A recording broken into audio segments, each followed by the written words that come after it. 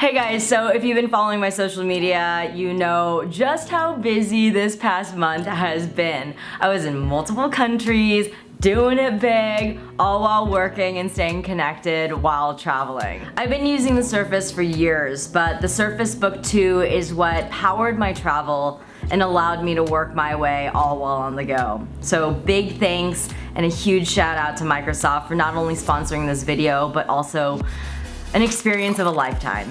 So thank you and enjoy the vlog.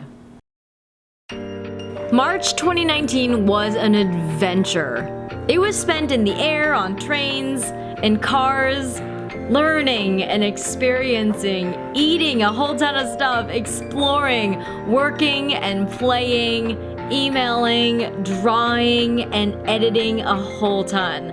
We started our journey in Austin, Texas, and then journeyed all the way to the land of churches and castles, Prague, Czech Republic, and shortly after that, Tokyo, Japan.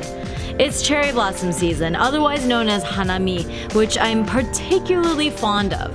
I don't even know what it is that captivates me about it, but it makes me smile. People wait around all year for hanami. It brings the whole city together. Maybe it feels romantic or kind and hopeful and serene. Whatever it is, this season's really special to me. Last year at this exact time, Pete and I got married in Japan. It also marks my grandmother's 100th birthday, which we're here to celebrate as well. But first, we spent some time in Tokyo. The city is so unique. It's neon and modern and busy, but also really traditional and old school. You spend as much time walking around as you do commuting on trains, and every corner is a dope place to sit down and chill. You know, I just had another thought about what I was saying before about cherry blossoms and why I think they're so beautiful. There's a saying in Japanese, mono no aware. It's the bittersweet awareness of the passing moments of life. Cherry blossoms are anticipated all year, only to fade in just a few weeks, but it makes you really cherish the time you have. It makes you stop and take a moment in your busy day to just revel in its fleeting presence.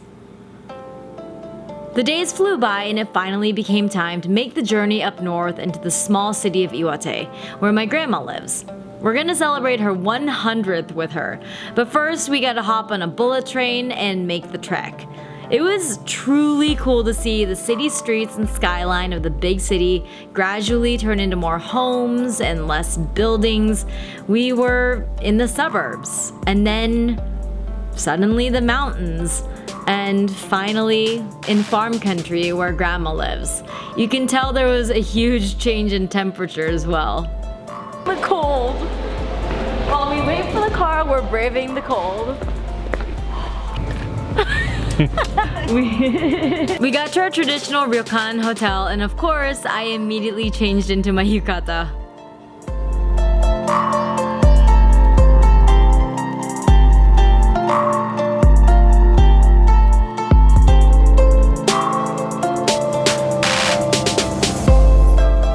Tomorrow's the big birthday, so after dinner we called it a night, while of course watching for hours this gorgeous snow pile up on the trees and the rooftops.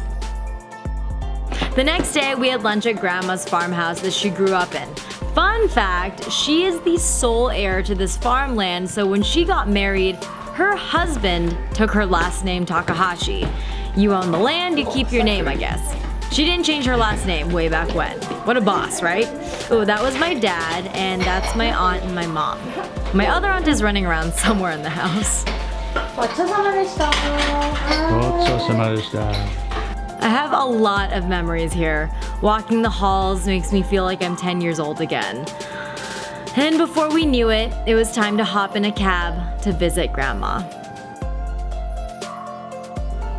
First thing I did was bust out Pete's and my wedding video. Although it was in Japan, we got married quite far from where she lives, so she couldn't make it all the way out last year, but sharing our wedding video with her and sharing that moment with her and celebrating her birthday is earnestly something I'll cherish and remember for the rest of my life.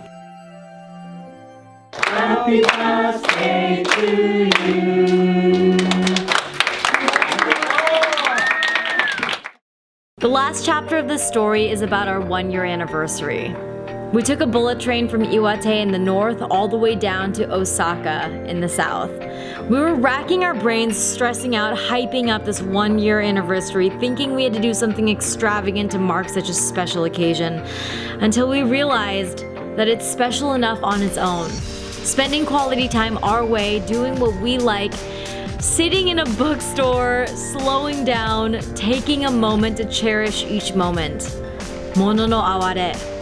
Being aware of the beauty that comes from a sensitivity to and an awareness of the impermanence of things.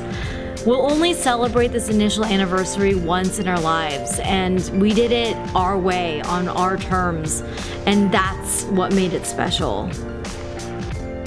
Thanks for coming along on our journey. I hope you're enticed to live, love, play, and work your way too.